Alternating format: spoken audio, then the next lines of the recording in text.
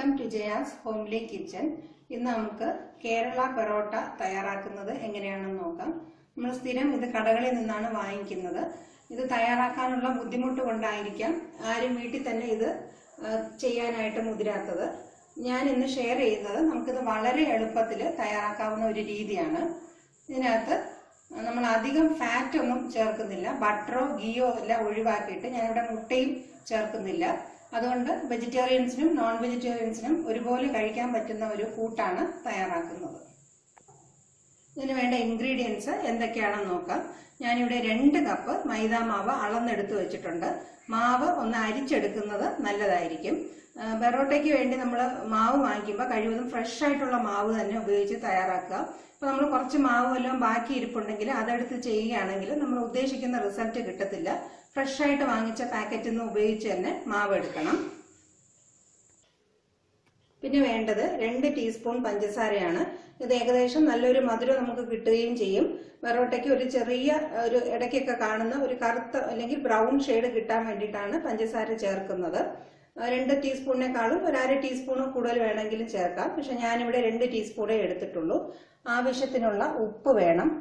പിന്നെ വേണ്ടത് 2 നുള്ള് സോഡാപ്പൊടിയാണ്. കൃത്യം അത്ര തന്നെ അളന്നെടുക്കണം. ഏകദേശം 1 കപ്പിന് 1 നുള്ള് സോഡാപ്പൊടി മതിയാവും. നമ്മൾ അഥവാ കൂടുതൽ ചേർക്കുകയാണെങ്കിൽ പെറോട്ടയ്ക്ക് സോഫ്റ്റ്നെസ് നന്നായിട്ട് കിട്ടുമായിരിക്കും. പക്ഷെ പെറോട്ട നമ്മൾ ഉണ്ടാക്കി കഴിയുമ്പോൾ അതിന്റെ ഷെയ്ഡ് മാറിയിട്ട് ഒരു ലൈറ്റ് ആയിട്ട് ഒരു മഞ്ഞ ഷെയ്ഡ് വരാൻ ചാൻസ് ഉണ്ട്. അതുകൊണ്ട് കൃത്യം സോഡാപ്പൊടി 1 നുള്ള് തന്നെ എടുക്കുക. 1 കപ്പിന് നമ്മൾ 2 കപ്പിന് 2 നുള്ള് സോഡാപ്പൊടി എടുത്തിട്ടുണ്ട്. പിന്നെ മാവ് കുഴയ്ക്കാനായിട്ട് ഞാനിവിടെ 1/2 കപ്പ് പാലെടുത്തിട്ടുണ്ട്. കാച്ചിയ പാല് വേണമെങ്കിലും ഉപയോഗിക്കാം, പച്ചപ്പാല് വേണമെങ്കിലും ഉപയോഗിക്കാം. അഥവാ കാച്ചിയ പാല് ഉപയോഗിക്കുകയാണെങ്കിൽ ഒരുപാട് ചൂടായിട്ട് എടുക്കരുത്. ഒരു ഇളം ചൂടുള്ള പാല് 1/2 കപ്പ് എടുത്തിട്ടുണ്ട്. പിന്നെ വേണ്ടത് കുക്കിംഗ് ഓയിലാണ്. ഞാനിവിടെ സൺഫ്ലവർ ഓയിലാണ് ഉപയോഗിക്കുന്നത്. വേറെ വെളിച്ചെണ്ണയോ ഏതാണോ താല്പര്യം അത് വേണമെങ്കിലും ഉപയോഗിക്കാം. നമ്മളിവിടെ എണ്ണ 3 സ്റ്റേജിലായിട്ടാണ് ചേർക്കുന്നത്. എണ്ണ മാവ് കുഴയ്ക്കുമ്പോൾ ആദ്യം കുറച്ച് ചേർക്കും.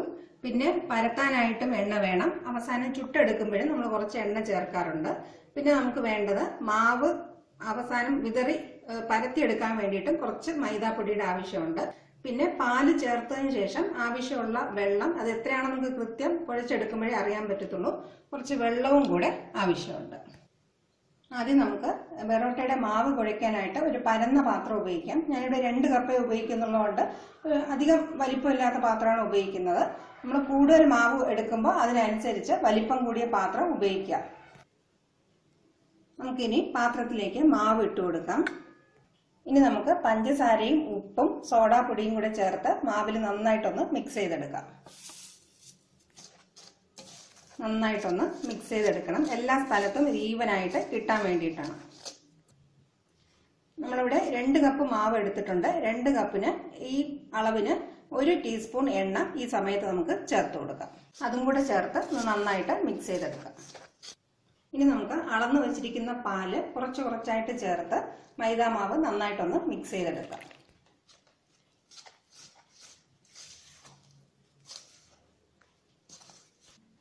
ബാക്കി പാലും കൂടെ ചേർത്ത് കൊടുക്കാം. എടുത്തു വെച്ചിട്ടുള്ള 1/2 കപ്പ് പാലും ഇതിന്റെ കൂടെ ചേർത്തിട്ടുണ്ട്. നന്നായിട്ട് കുറച്ച് കുറച്ചായിട്ട് എല്ലാ പൊടിയിലും ഈ പാലെല്ലാം കിട്ടുന്ന രീതിയിൽ മിക്സ് ചെയ്ത് കൊടുക്കുക. ഈ സമയത്ത് വെള്ളം ചേർത്ത് കൊടുക്കണ്ട. ഈ പാല് പൊടിയിലെല്ലാം നന്നായിട്ട് മിക്സ് ആയതിനു ശേഷം ആവശ്യമുള്ള വെള്ളം മാത്രമേ ചേർത്ത് കൊടുക്കേണ്ട കാര്യമുള്ളൂ. ഇനി നമുക്ക് കുറച്ച് കുറച്ചായിട്ട് വെള്ളം ചേർത്ത് കൊടുത്ത് മിക്സ് ചെയ്യാം. വെള്ളം ചേർത്തതിന് ശേഷം എല്ലാ സ്ഥലത്തും കിട്ടുന്ന രീതിയിൽ നന്നായിട്ട് കുഴച്ചെടുക്കണം. കുറച്ച് വെള്ളം കൂടെ ചേർത്ത് കൊടുക്കുകയാണ്. എന്നിട്ട് നമുക്കിത് നന്നായിട്ട് ഒന്നുകൂടെ മിക്സ് ചെയ്തെടുക്കാം.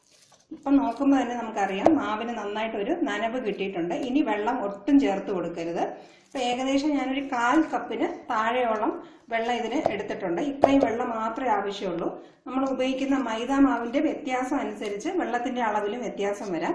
അപ്പൊ അത് കറക്റ്റായിട്ട് ശ്രദ്ധിക്കാനായിട്ട് ഇങ്ങനെ നോക്കുമ്പോൾ നല്ലൊരു ഈർപ്പം കിട്ടും. ഒരുപാട് മാവ് ലൂസായി പോരുത്.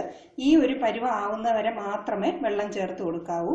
ഇനി നമ്മൾ നന്നായിട്ട് കുഴച്ച് നമ്മുടെ കൈയുടെ ചൂടും കൊണ്ട് വേണം ഈ മാവ് ഒന്ന് ലൂസായി കിട്ടാനായിട്ട്. മാവ് അധികം സോഫ്റ്റ് ഒന്നും ആയിട്ടില്ല. ജസ്റ്റ് നമ്മളൊന്ന് മിക്സ് ചെയ്തെടുത്തിട്ടേ ഉള്ളൂ. കയ്യിലെ മാവെല്ലാം മാറിയിട്ടുണ്ട്, നന്നായിട്ട് ഒട്ടിപ്പിടിച്ചിരുന്ന പരുവത്തിൽ നിന്ന് മാറി കിട്ടിയിട്ടുണ്ട്. ഇനി ഈ സമയത്ത് നമുക്ക് കയ്യിൽ ചെറുതായിട്ടൊന്ന് എണ്ണ തൊട്ടിട്ട് മാവ് കുഴച്ച് സോഫ്റ്റ് ആക്കി എടുക്കാം. ചെറുതായിട്ടൊന്ന് തൊട്ടിട്ട് കയ്യിലെല്ലാം ഇങ്ങനെ സ്പ്രെഡ് ചെയ്തിട്ട് അത് വെച്ച് നമുക്ക് നന്നായിട്ടൊന്ന് കുഴച്ചെടുക്കാം. കഴിവതും കൈയുടെ ഈ ഭാഗം ഉപയോഗിച്ച് കുഴക്കുകയാണെങ്കിൽ നമുക്ക് മാവ് പെട്ടെന്ന് സോഫ്റ്റ് ആയിട്ട് കിട്ടും. ഇങ്ങനെ ചെയ്യാനായിട്ട് ശ്രദ്ധിക്കുക. ഇത് നന്നായിട്ട് ഒരു 1-2 മിനിറ്റ് നന്നായിട്ട് മാവ് കുഴച്ച് ഒന്ന് ചെറിയ രീതിയിൽ നമുക്കിതൊന്ന് സോഫ്റ്റ് ആക്കി വെക്കാം. മാവ് ഈ സമയത്ത് ഒരുപാട് സോഫ്റ്റ് ഒന്നും ആയിട്ടില്ല, ചെറിയ രീതിയിൽ മാവെല്ലാം നന്നായിട്ട് മിക്സ് ആയിട്ടുണ്ട്. ഡ്രൈനെസ് ഒക്കെ മാറി ചെറിയൊരു ഈർപ്പം പോലെ വന്നിട്ടുണ്ട്. ഇനി നമുക്കിത് ഈ മാവ് 1 മണിക്കൂർ അടച്ചു വയ്ക്കാം. മാവ് കുഴച്ച് വെച്ച് ഏകദേശം 1 മണിക്കൂർ കഴിഞ്ഞു. ഇനി നമുക്കിത് ഒന്നുകൂടെ നന്നായിട്ടൊന്ന് കുഴച്ചെടുക്കാം. അതിനായിട്ട് ഞാനിവിടെ കിച്ചൺ കൗണ്ടറിലിട്ടാണ് മാവ് നന്നായിട്ട് സോഫ്റ്റ് ആക്കാനായിട്ട് പോകുന്നത്. കിച്ചൺ കൗണ്ടർ നന്നായിട്ട് ക്ലീൻ ചെയ്ത് വെച്ചിട്ടുണ്ട്. ഇനി നമുക്ക് മാവ് നന്നായിട്ട് അതിലിട്ടൊന്ന് കുഴച്ചെടുക്കാം. മാവ് നന്നായിട്ട് കുഴയ്ക്കുന്നതിന് മുമ്പായിട്ട് നമുക്ക് കൈ കൊണ്ട് കുറച്ച് മാവ് ഒന്ന് തൊട്ടിട്ട് കൈ ഒന്ന് ഡ്രൈ ആക്കിയിട്ട് മാവ് സോഫ്റ്റ് ആക്കി തുടങ്ങാം. ഇനി ഇത് ശക്തിക്ക് ഒരു 5 മിനിറ്റോളം ഇങ്ങനെ തന്നെ നമുക്ക് പല രീതിയിലായിട്ട് ഇതിനെ സോഫ്റ്റ് ആക്കി എടുക്കണം. ഇങ്ങനെ മടക്കി മടക്കി ഇതിനെ രണ്ടായിട്ട് മടക്കണം. പിന്നെ തിരിച്ചും ഇങ്ങനെ മടക്കി നമുക്ക് കൈവാക്കിന് സൗകര്യമുള്ള ഏത് രീതിയിലും ഇതിനെ നന്നായിട്ട് സോഫ്റ്റ് ആക്കി എടുക്കാം.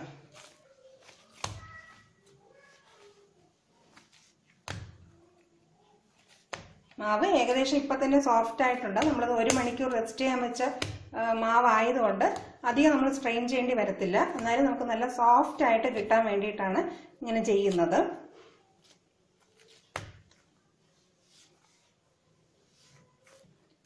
ഏകദേശം 2-3 മിനിറ്റ് ഞാൻ സോഫ്റ്റ് ആക്കിയിട്ടുണ്ട്. ഇനി നമുക്ക് കുറച്ച് ശക്തിക്ക് മാവ് ഇങ്ങനെ കിച്ചൺ കൗണ്ടറിലിട്ട് ഒരു 4-5 പ്രാവശ്യം അടിച്ച് ഒന്ന് സോഫ്റ്റ് ആക്കി എടുക്കാം. മാവ് നല്ല സോഫ്റ്റ് ആയിട്ടുണ്ട്, നമുക്ക് കാണുമ്പോൾ തന്നെ അറിയാം. ഇങ്ങനെ തൊടുമ്പോൾ തന്നെ നല്ല സോഫ്റ്റ് ആയിട്ട് തോന്നുന്നുണ്ട്. ഈ പരുവം വരെ നമുക്ക് മാവിനെ സോഫ്റ്റ് ആക്കി എടുക്കണം. നമുക്ക് ചെറുതായിട്ട് കയ്യിലൊന്ന് എണ്ണ പുരട്ടിയിട്ട് ഇതിനെ നമുക്ക് ഓരോ റൗണ്ടായിട്ട് ഈക്വൽ പോർഷനായിട്ട് ഡിവൈഡ് ചെയ്തെടുക്കാം. അപ്പം ഏകദേശം ഈ ഒരു സൈസിനുള്ള ഒരു ബോളായിട്ട് എടുത്തിട്ടുണ്ട്. ഈ അളവിനുള്ള സൈസിലായിട്ട് ഇതെല്ലാം മാറ്റിയെടുക്കാം. ഇങ്ങനെ മൊത്തം മാവിനെ ഞാൻ 5 ആയിട്ട് ഡിവൈഡ് ചെയ്ത് വെച്ചിട്ടുണ്ട്. ഇനി നമുക്ക് ഈ ഓരോ ബോളും എടുത്ത് ഒന്നുകൂടെ ചെറുതായിട്ടൊന്ന് പ്രസ് ചെയ്ത് സോഫ്റ്റ് ആക്കി എടുക്കാം. ഇനി ഓരോ ബോളും എടുത്ത് നമുക്ക് കൈ കൊണ്ട് ഇങ്ങനെ ചെറുതായിട്ടൊന്ന് പ്രസ് ചെയ്തിട്ട് ഇതിനെ ഒന്ന് പരത്തി മാവ് ഉപയോഗിച്ച് നന്നായിട്ട് ഇതിനെ നല്ല തിൻ ഷീറ്റായിട്ട് പരത്തിയെടുക്കാം. മാവ് കൊണ്ട് നന്നായിട്ടൊന്ന് പുരട്ടിയെടുക്കണം. എടുത്തിട്ട് കിച്ചൺ കൗണ്ടറിലും കുറച്ച് മാവ് വിതറി കൊടുക്കാം. എന്നിട്ട് ഇത് നന്നായിട്ട് തിന്നായിട്ട് പരത്തിയെടുക്കാം. കഴിവതും പറ്റുന്ന അത്രയും മാക്സിമം തിന്നായിട്ട് പരത്തിയെടുക്കാനായിട്ട് ശ്രമിക്കണം.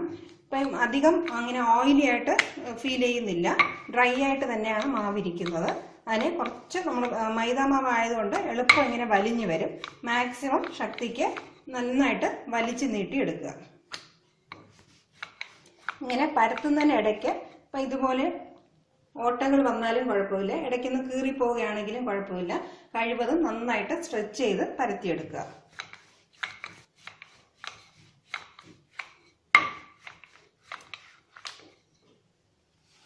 തിരിച്ചിട്ട് കട്ടിയായിട്ട് തോന്നുന്ന ഭാഗങ്ങൾ ഒന്നുകൂടെ നന്നായിട്ട് പരത്തിയെടുക്കുക. നമുക്ക് ഈ കിച്ചൺ കൗണ്ടർ ഇതിൽ കൂടെ കാണുന്ന രീതിയിൽ അത്രയും നമുക്ക് തിന്നായിട്ട് എടുക്കാൻ പറ്റുമെങ്കിൽ അത്രയും നമുക്ക് ഫ്ലേവേഴ്സ് അല്ലെങ്കിൽ ലെയേഴ്സ് കിട്ടാൻ എളുപ്പമായിരിക്കും.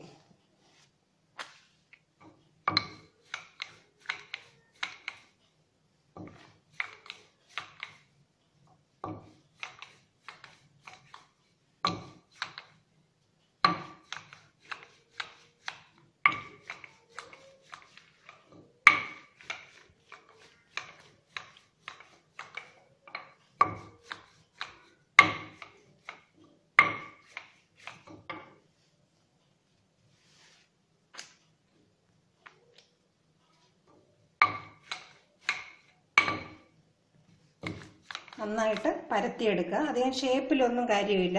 ഇനി നമുക്ക് ഇടയ്ക്കിടയ്ക്ക് പൊട്ടിയായാലും കുഴപ്പമില്ല, നന്നായിട്ട് പരത്തി ഇങ്ങനെ എടുക്കുക.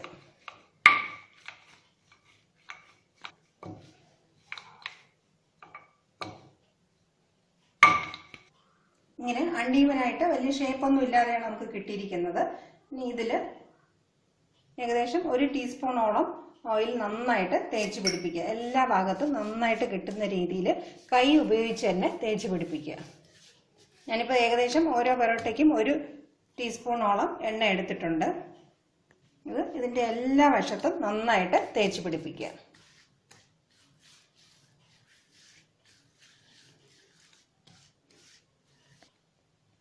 ഇനി അതിൻ്റെ ഏതെങ്കിലും ഒരു വശം ഇങ്ങനെ പിടിച്ചെടുത്തിട്ട് ചെറുതായിട്ടൊന്ന് ആദ്യം പിടിച്ചിരിക്കുന്ന വശം ഒന്ന് പൊക്കി പിടിക്കുക. പിടിച്ചിട്ട് നമ്മൾ സാരിയിലെല്ലാം ഫ്ലീറ്റ് എടുക്കുന്ന പോലെ അങ്ങോട്ടും ഇങ്ങോട്ടും ആക്കി വലിച്ച് വലിച്ച് ഇങ്ങനെ സ്ട്രെച്ച് ചെയ്ത് എടുക്കുക. ഇത് കാണുമ്പോൾ വലിയ ബുദ്ധിമുട്ടാണെന്ന് തോന്നും, പക്ഷെ നമുക്ക് എളുപ്പം ചെയ്യാവുന്നതാണ്. അങ്ങോട്ടൊരു മടക്ക് ഇങ്ങോട്ടൊരു മടക്ക് അങ്ങനെ അങ്ങനെ ചെയ്തെടുക്കുക. ഇങ്ങനെ ചെയ്യുന്ന സമയത്ത് കഴിവതും മാവ് ഒന്ന് സ്ട്രെച്ച് ചെയ്തെടുക്കാനായിട്ട് ശ്രദ്ധിക്കുക.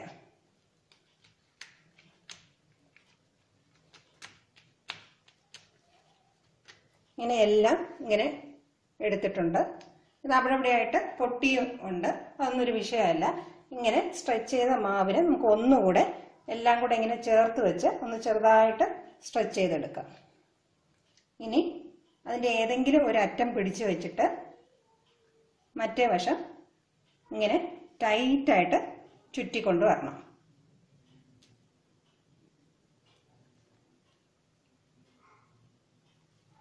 ഇനി ഈ ലാസ്റ്റ് വരുന്ന പീസ് ഇതിൻ്റെ അടി കൊണ്ടുവന്ന് ഇങ്ങനെ ടൈറ്റായിട്ട് അടച്ചു വയ്ക്കണം.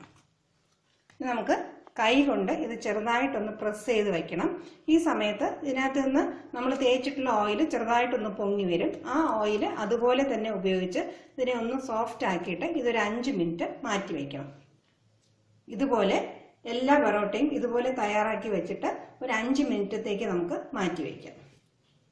ഇങ്ങനെ 5 പൊറോട്ടയും ഏകദേശം ശരിയാക്കി വെച്ചിട്ടുണ്ട്. ഒന്ന് ചെറുതായിട്ട് പ്രസ് ചെയ്തും വെച്ചിട്ടുണ്ട്. ഇനി നമുക്കിത് പരത്തി തുടങ്ങാം. ഏകദേശം ഇത് ഒരു 5 മിനിറ്റോളം മാറ്റി വെച്ചിട്ടുണ്ടായിരുന്നു. ഇനി നമുക്കിത് ഓരോന്നായിട്ട് പരത്തി തുടങ്ങാം.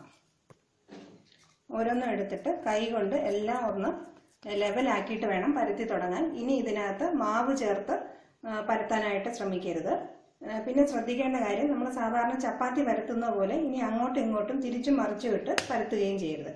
ഇതേ വശം വെച്ച് തന്നെ പരത്തിയെടുക്കണം. കൈ കൊണ്ട് ഇങ്ങനെ പ്രസ് ചെയ്ത് ഷേപ്പ് ചെയ്തെടുക്കാൻ പറ്റുന്നവർക്ക് അങ്ങനെ വേണമെങ്കിലും ചെയ്യാം. ഞാൻ പക്ഷേ റോളർ ഉപയോഗിച്ചാണ് ഇത് ചെയ്യുന്നത്. ചെറുതായിട്ടൊന്ന് പരത്തി കൊടുക്കുക. എത്ര തിക്നെസ്സിലാണോ നമുക്ക് വേണ്ടത് അതിനനുസരിച്ച് പരത്തുക. അതിനേക്കാളും കുറച്ചും കൂടെ തിന്നായിട്ട് പരത്തിയെടുക്കണം. കാരണം മൈദ ആയതുകൊണ്ട് ഇത് പിന്നെയും സ്ട്രെച്ച് ചെയ്ത് കുറച്ചും കൂടെ സ്ട്രെച്ച് ചെയ്ത് വന്നിട്ട് പിന്നെ അകത്തോട്ടൊന്ന് വലിഞ്ഞു വരും. അതുകൊണ്ട് നമ്മൾ കുറച്ച് കൂടുതലായിട്ട് വട്ടത്തിൽ പരത്തിയെടുത്താൽ നമുക്ക് ആവശ്യമുള്ള സൈസിലായിട്ട് അത് മാറിക്കിട്ടും. അപ്പം നമുക്ക് കാണുമ്പോൾ അറിയാം നന്നായിട്ട് സ്ട്രെച്ചായി വരുന്നുണ്ട്. 1 മിനിറ്റ് കഴിഞ്ഞ് അത് പിന്നെയും ചുരുങ്ങി അകത്തോട്ട് വലിഞ്ഞു വരും.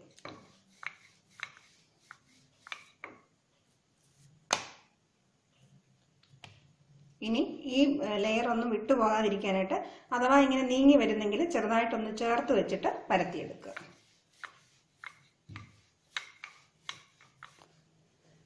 പൊറോട്ട എനിക്ക് ആവശ്യമുള്ള തിക്നെസ്സിനായിട്ട് ഞാൻ പരത്തിയെടുത്തിട്ടുണ്ട്. ഓരോരുത്തരുടെ അളവിനനുസരിച്ച് തിന്നായിട്ട് വേണമെന്നുള്ളവർക്ക് അങ്ങനെ ചെയ്യാം, തിക്കായിട്ട് വേണമെങ്കിലും ചെയ്തെടുക്കാം. പക്ഷെ ഈ ഒരു അളവിന് എടുക്കുകയാണെങ്കിലായിരിക്കും കുറച്ചും കൂടെ നല്ല സോഫ്റ്റ് ആയിട്ട് നമുക്കിങ്ങനെ മുറിച്ചെടുക്കുമ്പോൾ കഴിക്കാനായിട്ട് കുറച്ച് തിക്കായിട്ടുള്ളതായിരിക്കും നല്ലത്. ഇങ്ങനെയെല്ലാം പരത്തി എടുത്തിട്ടുണ്ട്. ഞാനിവിടെ ദോശക്കല്ല് ചൂടാക്കാനായിട്ട് ഇട്ടിട്ടുണ്ട്. നന്നായിട്ട് ദോശക്കല്ല് ചൂടാകണം. ചൂടായതിനു ശേഷം ഫ്ലെയിം ഒന്ന് കുറച്ച് വയ്ക്കുക. നമ്മൾ ഹൈ ഫ്ലെയിമിൽ തന്നെ ഇത് തയ്യാറാക്കി എടുക്കുകയാണെങ്കിൽ പെട്ടെന്ന് നിറം മാറിക്കിട്ടും, ഉള്ളു നന്നായിട്ട് വെന്ത് കിട്ടത്തില്ല. നന്നായിട്ട് ചൂട് വന്നിട്ടുണ്ടോ എന്ന് ചെക്ക് ചെയ്തതിന് ശേഷം മാത്രം പൊറോട്ട ഇട്ട് കൊടുക്കുക. എന്നിട്ട് അതിനുശേഷം ഫ്ലെയിം മീഡിയത്തിലാക്കിയിട്ട് വേണം ഇത് ചുട്ടെടുക്കാനായിട്ട്. പൊറോട്ട ചുടാനായിട്ട് എടുക്കുന്നതും 2 കൈ ഉപയോഗിച്ച് ഇങ്ങനെ എടുത്തിട്ട് ഈ വശം തന്നെ വരുന്ന രീതിയിലായിട്ട് ഇട്ട് കൊടുക്കുക. നേരെ അതുപോലെ ഇട്ട് കൊടുക്കുക. ഇനി നമുക്ക് ഫ്ലെയിം ഒന്ന് കുറച്ച് വയ്ക്കാം. ഒരു വശം ഏകദേശം നന്നായിട്ട് വെന്തിട്ട് ഇങ്ങനെ ചെറുതായിട്ട് കുമിളകൾ കുറച്ച് കൂടുതൽ വരുന്ന സമയത്ത് വേണം ഇത് തിരിച്ചിട്ട് കൊടുക്കാനായിട്ട്. ഏകദേശം 1 മിനിറ്റോളം ഒരു വശം വേകാനായിട്ട് അനുവദിക്കണം. ചെറുതായിട്ട് കുമിളകൾ വന്നു തുടങ്ങി. ഇനി നമുക്കിത് തിരിച്ചിട്ട് കൊടുക്കാം. ഫ്ലെയിം കുറച്ച് തന്നെ വയ്ക്കണം.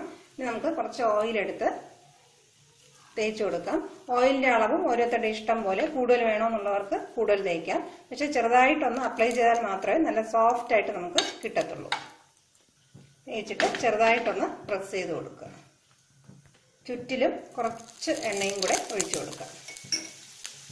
ഇനി നമുക്ക് അടുത്ത വശം മറിച്ചിട്ട് കൊടുക്കാം.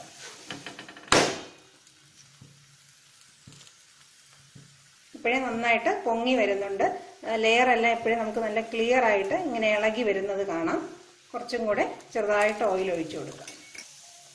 അഡ്ജസ്റ്റ് ചെയ്ത് തിരിച്ചു മറിച്ചു ഇട്ട് വേവിച്ചെടുക്കുക. ഫ്ലെയിം ഒരിക്കലും കൂട്ടി വയ്ക്കരുത്. പെട്ടെന്ന് നിറം വന്ന് മാറും, അകത്ത് വെന്ത് കിട്ടത്തുമില്ല. അതുകൊണ്ട് ഫ്ലെയിം അഡ്ജസ്റ്റ് ചെയ്ത് വെക്കുക. ഏറ്റവും ലോ ഫ്ലെയിമിൽ വെക്കുകയാണെങ്കിലും ഇത് ലെയേഴ്സ് നന്നായിട്ട് പൊങ്ങി വരത്തില്ല, താന്നു പോകും. അതുകൊണ്ട് മീഡിയം ഫ്ലെയിമിൽ വെച്ച് തിരിച്ചു മറിച്ചു ഇട്ട് നന്നായിട്ട് വേവിച്ചെടുക്കുക. ബെറോട്ട ഏകദേശം റെഡി ആയിട്ടുണ്ട്. ഇനി നമുക്കിതെടുത്ത് പ്ലേറ്റിലേക്ക് മാറ്റാം. അടുത്തതും നമുക്ക് ഇതുപോലെ ചുട്ടെടുക്കാം. ഏകദേശം 2 or 3 ചുട്ടെടുത്തിട്ട് ഒന്നിച്ച് വെച്ച് നമുക്കിതൊന്ന് അടിച്ചെടുക്കാം. ഏകദേശം ഒരു 3 ഞാനിവിടെ തയ്യാറാക്കി എടുത്തിട്ടുണ്ട്. നമുക്കിത് ഒരു ചെറിയ ചൂടോടുകൂടി തന്നെ അടിച്ചെടുക്കണം. തണുത്തു പോയാൽ നമുക്കിത് അടിച്ചെടുക്കാൻ ബുദ്ധിമുട്ടായിരിക്കും. ഇങ്ങനെ 2 വശവും കൈ വെച്ച് കൊടുത്തിട്ട് ഇങ്ങനെ ഒന്ന് അടിച്ചു കൊടുക്കുക. ഇങ്ങനെ അടിച്ചെടുത്തിട്ടുണ്ട്.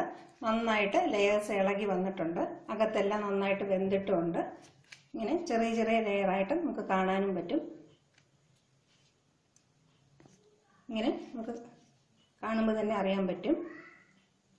ഇത്രയും ലെയേഴ്സ് ആയിട്ട് നമുക്കിത് കിട്ടും.